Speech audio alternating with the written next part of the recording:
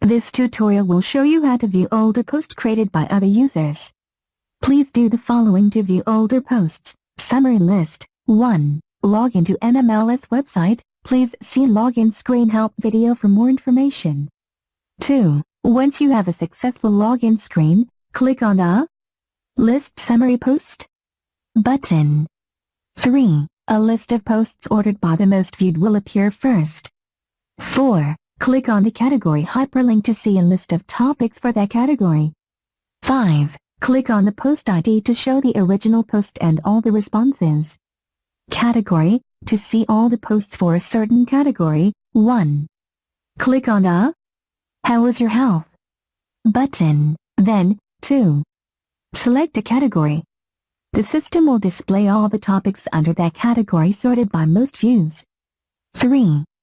Click on the post ID hyperlink to see the detail and responses, if any, to that post. 4. To search for a matching word or phrase, enter the word or phrase in the search text box and hit enter. The system will search the topics and post messages for a word or phrase, and if it finds a match, will filter the posts to the match. 5.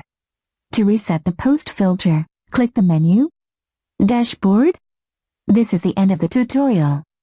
Thank you, and goodbye.